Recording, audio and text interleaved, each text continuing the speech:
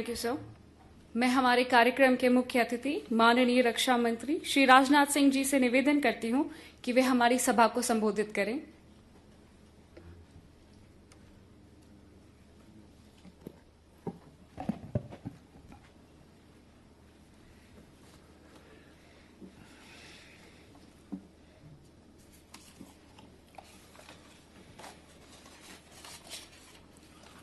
Chief of defence staff general Bipin ji Rawat, revenue minister Karnataka government Shri R Ashok,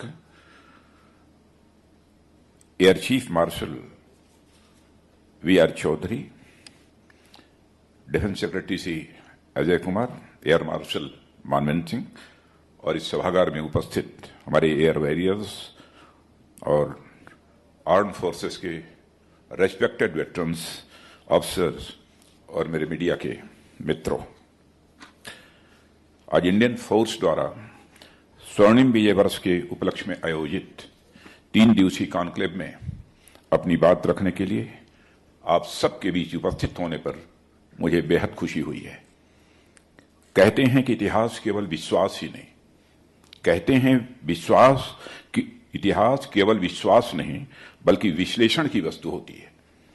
ऐसे में मैं समझता हूं कि अगले 3 दिनों में आप सभी न केवल 1917 के वार की ऐतिहासिक उपलब्धियों बल्कि उसमें और क्या बेहतर हो सकता था और उसकी लर्निंग्स को हम आज की सिचुएशन में कैसे अप्लाई कर सकते हैं, इस पर भी गहनतापूर्वक विचार विमर्श और विश्लेषण भी करेंगे। इसके लिए मैं इंडियन एयरफोर्स और इस कॉन्क्लेव से जुड़े सभी लोगों को हार्दिक बधाई देता हूं और साथ ही अपनी हार्दिक शुभकामनाएं भी देता हूं। अपनी बात शुरू करने से पहले मैं उन सभी सोल्जर्स, सेलर्स और एयर वॉरियर्स के शौर्य और पराक्रम को नमन करता हूं, उनके परिजनों को नमन करता हूं, जिनकी वजह से 1971 के वार में हमारी जीत सुनिश्चित हुई है। यह देश उन वीरों के त्याग और बलिदान के प्रति सदैव ऋणी रहेगा और उनके सपनों को पूरा करने की राह में सदैव आगे बढ़ता रहेगा। इस कॉन्क्लेव की थीम यानी birth of a nation, congruence of A politico military thoughts and goals, मैं समझता हूं स्वर्णिम विजय वर्ष के अवसर पर सबसे उपयुक्त थीम यही है, क्योंकि यह तीनों सेनाओं और सरकार के बीच सिनर्जी और कोऑपरेशन ही था जिसने इतने बड़े अभियान में हमारे देश की सफलता सुनिश्चित की है। साथियों, 1971 का वार और इसमें भारतीयों की जीत जितनी खास है, मैं समझता हूं इस युद्ध का आधार या कहें बैकग्राउंड भी उतना ही खास है। यह इतिहास के उन कुछ एक चुनिंदा युद्धों में से एक है जो न केवल जमीन से लड़ा गया, न किसी आसमान पर हक जमाने के लिए, न किसी तरह की सत्ता को हासिल करने के लिए। इस युद्ध के पीछे जो मुख्य उद्देश्य था वह था मानवता और लोकतंत्र की गरिमा की सुरक्षा। आजादी के 23 साल बाद तक भी आम चुनावों का मुंह तक न देखने वाले हमारे पड़ोसी मुल्क शासन के नाम पर कभी मार्शल लॉ तो कभी इमरजेंसी रूल झेलने वाला हमारा पड़ोसी मुल्क 1917 के प्रथम आम चुनाव में बहुमत हासिल करने वाले बंगबंधु को देश की सेवा का अवसर देने की बजाय उन्हें जेल की दीवारों के पीछे भेज देने वाला हमारा पड़ोसी मुल्क और इस दौरान मानवाधिकारों की मांग करने वाले आम और निर्दोष नागरिकों का नरसंहार करने वाला के मुल्क से वहां की जनता को मुक्ति दिलाना हमारे देश का राजधर्म भी था, राष्ट्र धर्म भी था और साथ ही हमारा यह सैन्य धर्म भी था। साथियों, हमारा राष्ट्र दुनिया की जिस प्राचीनतम शासन व्यवस्था का उत्तराधिकारी है, उसमें न्याय और सुशासन को केवल अपने राज्य की सीमाओं तक ही सीमित न रखकर संपूर्ण लोक के लिए उसके प्रयास की बात कही गई है। हमारे यहाँ कहा भी गया है कि अराजके ही लोकेस्मिन् सर्वतो विदिते भयात् रक्षार्थमस्य सर्वस्य राजनाम स्त्रित प्रभु, यानी लोक में बलवानों से निर्बलों की सुरक्षा और अराजकता व कुशासन से मुक्ति ही किसी भी राज्य व्यवस्था का प्रमुख उद्देश्य होना चाहिए। और पूरी धरती को अपना परिवार मानने वाले हमारे राष्ट्र का मस्तक इस बात के लिए हमेशा गर्व से ऊंचा रहेगा कि जब जब भी जरूरत पड़ी है यह सत्य, न्याय और मानवता के पक्ष में हमेशा खड़ा रहा है। 1971 के संग्राम का भी यही आधार रहा था और सैन्य नीति और राजनीति का यह समन्वय ही था, यह कोऑर्डिनेशन ही था जिसने इस उद्देश्य में हमारी सफलता को सुनिश्चित किया। यह दोनों का कांग्रुएंस ही था कि तत्कालीन लीडरशिप ने मिलिट्री लीडरशिप पर पूरा भरोसा करके उन्हें किसी भी प्रकार की कार्रवाई करने की पूरी छूट दी और हमारी मिलिट्री लीडरशिप ने अपनी परंपरा के अनुरूप देशवासियों का भरोसा पूरी तरह से कायम रखा। इस वार में कहने के लिए तो ईस्ट और वेस्ट दो मेन फ्रंट थे, पर वास्तव में अनेक ऐसे फ्रंट थे जिनका हमको ध्यान रखना था और जो पॉलिटिको मिलिट्री सिनर्जी के बिना किसी भी सूरत में संभव नहीं था। उदाहरण के लिए, एक ओर हमें मुक्ति वाहिनी को सपोर्ट करना था, दूसरी ओर ईस्ट पाकिस्तान से आए लाखों की संख्या में रिफ्यूजीज को भी देखना था और तीसरी ओर पाकिस्तान द्वारा इंटरनेशनल बाउंड्री अथवा सीज फायर लाइन, जिसे आज हम लाइन ऑफ कंट्रोल के नाम से जानते हैं, पर किसी भी तरह के आक्रामक रवैये को रोकना था। चौथा, नॉर्दर्न सेक्टर से चाइना के किसी भी प्रकार के हस्तक्षेप को रोकना था और इन सब के साथ साथ वर्ल्ड कम्युनिटी में भारत की उस साख यानी क्रेडिबिलिटी को भी हमको बरकरार रखना था जिसके तहत भारत हमेशा शांति, न्याय और मानवता का पक्षधर रहा है। वैसे तो मार्च अप्रैल 1971 तक वार की परिस्थितियां बन चुकी थीं, पर इन सब के लिए हमें एक अच्छा खासा समय चाहिए था और सरकार ने बड़ी सूझबूझ और पेशेंस के साथ हमारी सेनाओं को वह समय उपलब्ध कराया। आप सब इस बात से भी अवगत होंगे कि इस कैंपेन को कैसे पोस्ट मानसून पीरियड तक स्थगित किया गया ताकि ईस्ट पाकिस्तान की नदियों में बाढ़ की संभावना कम रहे और साथ ही चाइना से जुड़े नॉर्दर्न सेक्टर के पास से बर्फ से पूरी तरह से ढक जाए। इस दौरान भारत सरकार का दुनिया के बड़े देशों से हाथ मिलाने का प्रयास और सोवियत संघ के साथ फ्रेंडशिप ट्रीटी भी बड़ा अहम कदम साबित हुआ। दुनिया के कई शक्तिशाली देशों ने जब भारत का साथ देने से सीधा इनकार कर दिया, ऐसे में रूस का हमारा साथ देना हमारे मनोबल और डिप्लोमेसी की एक बड़ी उपलब्धि थी। इस कदम से एक ऐसा फ्रेमवर्क तैयार हुआ जिसने अंत तक आते आते हमारे विरोधियों, खासकर पड़ोसी विरोधियों को बिल्कुल न्यूट्रलाइज कर दिया और हमारी राह की काफी मुश्किलें दूर होती चली गईं।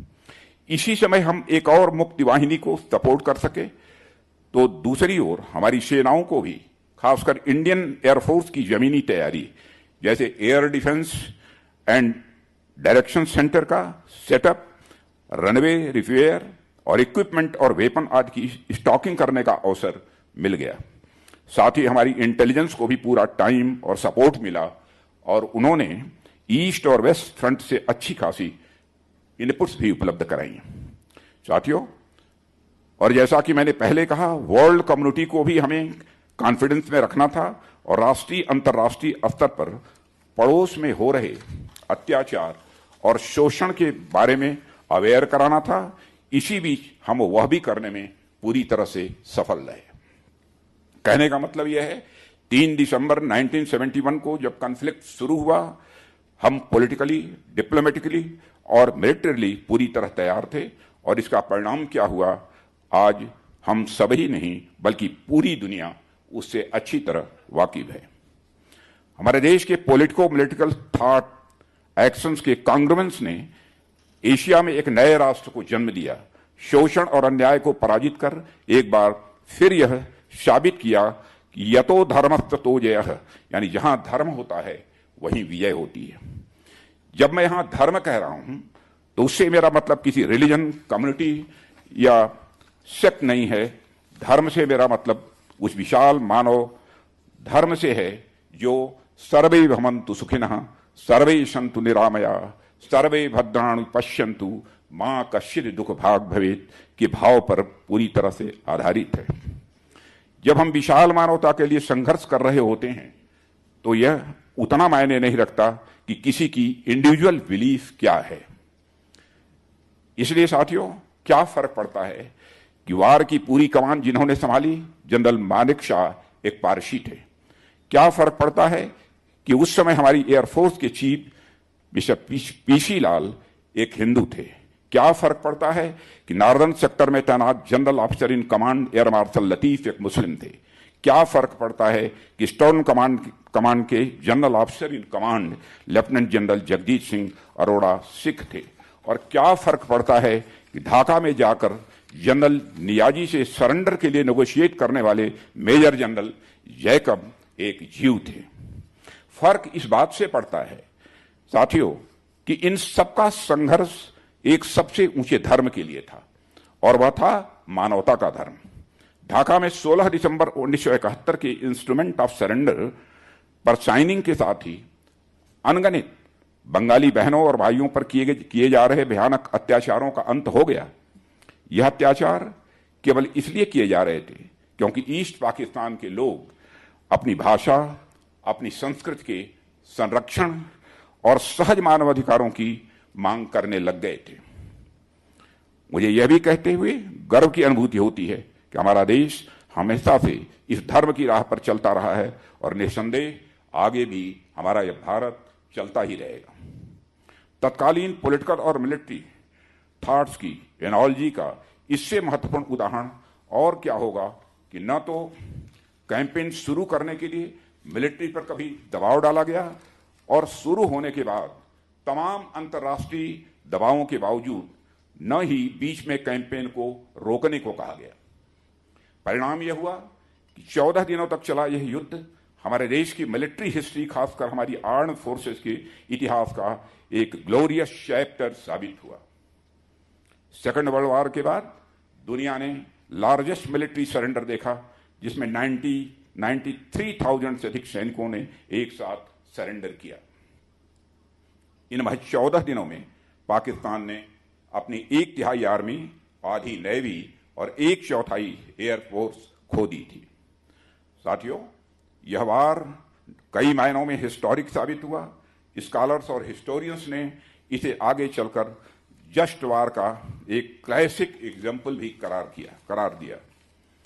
हमारी सेनाओं द्वारा प्रस्तुत भारत की इथिकल और मॉरलिटी की महान विरासत का इससे अच्छा उदाहरण और क्या हो सकता था कि हमारी सेनाएं ढाका पर पूरी विजय सुनिश्चित हो जाने के बावजूद वहां किसी भी प्रकार का नुकसान पहुंचाए बिना अथवा किसी प्रकार का पॉलिटिकल कंट्रोल इंपोज किए बिना उन्हें उनकी सत्ता सौंपकर वापस आ गई।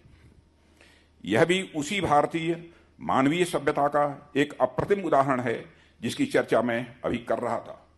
हमारे यहां कहा भी गया है कि सर्वेषां तु विदित्वैषां समासेन चिकीर्षितां अस्थापये तत्र तदवंशम कुर्याच्य समय क्रियाम। यानी विजयी पक्ष को चाहिए कि वह सामने पक्ष की मनता को जानकर वहां के किसी योग्य व्यक्ति को सत्ता सौंप दे। वह उस राज्य के सभी नियम, कानूनों आदि को भी प्रजा के हित में उनकी इच्छानुसार यथावत रहने दे।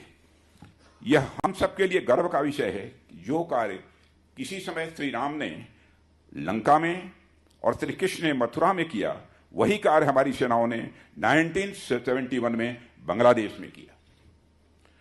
साथियों, आज जब बदलते समय में बदलते वारफेयर के अनुसार हमारी तीनों सेनाओं के बीच ज्वाइंटनेस और इंटीग्रेशन को बढ़ावा देने की बात की जा रही है, मैं समझता हूं कि 1971 का वार इसका एक शाइनिंग एग्जाम्पल है। इस वार ने हमें एक साथ मिलकर सोचने, प्लान करने, ट्रेन करने और फाइट करने का महत्व बताया। यह वार हमारी आर्म्ड फोर्सेस की वेल निट टीम फंक्शनिंग के साथ साथ इंडिया के डिप्लोमेटिक एक्यूमेन और आर्म्ड फोर्सेस की जरूरतों को पूरा करने में रेस्पॉन्सिव मैन्युफैक्चरिंग बेस के रोल का भी साक्षी रहा है। यह सिक्योरिटी चैलेंजेज में एक ऑल ऑफ गवर्नमेंट अप्रोच की जरूरत और उसके महत्व को भी दर्शाता है। साथियों, आज जब माननीय प्रधानमंत्री श्री नरेंद्र मोदी जी के नेतृत्व में इस देश को एक चीफ ऑफ डिफेंस स्टाफ और रक्षा मंत्रालय को डिपार्टमेंट ऑफ मिलिट्री अफेयर्स मिल चुका है, हम पुनः उसी अंडरस्टैंडिंग और सिनर्जी के संकल्प को दोहराते हैं जिसे हमने 1971 के वार में देखा था। जैसा कि आप सभी अवगत हैं, हम हमारी आर्म फोर्सेज और रक्षा मंत्रालय के फर्दर इंटीग्रेशन से इन इनिशिएटिव्स को उनके लॉजिकल कंक्लूजन पर ले जा रहे हैं। आने वाले समय में इसके फॉलोअप प्रोसेस में थिएटर और उसके नीचे सभी लेवल्स में इंटीग्रेशन इंश्योर किया जाएगा।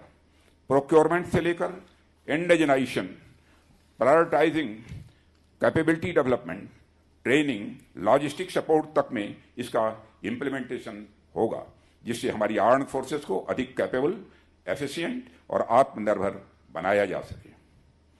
इन इनिशिएटिव्स को आगे बढ़ाते हुए हम सिक्योरिटी और डिफेंस सेक्टर से संबंधित अदर सपोर्ट इस्टेब्लिशमेंट में भी इफिशिएंसी बढ़ाने का प्रयास कर रहे हैं। इसमें ऑर्डिनेंस सेफ्टी बोर्ड का कॉर्पोरेटाइजेशन, डिफेंस सेक्टर में एक्सपोर्ट को बढ़ावा देने का प्रयास और डिफेंस रिसर्च, डेवलपमेंट और मैन्युफैक्चरिंग में प्राइवेट सेक्टर को बढ़ावा देने का प्रयास और सबसे महत्वपूर्ण आत्मनिर्भर भारत अभियान के माध्यम से रक्षा क्षेत्र में आत्मनिर्भरता को बढ़ावा देने का प्रयास शामिल है। कुल मिलाकर हमारी आर्म फोर्सेज को किसी भी परिस्थिति के लिए तैयार रखना यह हमारा उद्देश्य है और इसकी तरफ हम तेजी से आगे बढ़ रहे हैं। मुझे खुशी है कि इस कॉन्क्लेव में डिस्टिंग्विश्ड स्पीकर्स द्वारा इस स्वर्णिम अध्याय के अनेक पहलुओं पर प्रकाश डाला जाएगा। भारत को अपने इतिहास और खासकर अपनी आर्म फोर्सेस वेटरन्स की उपलब्धियों पर गर्व है, जिन्होंने सर्विसेज के साथ साथ इस राष्ट्र की गरिमा को अखंड रखा है और अक्षुण्ण रखा है।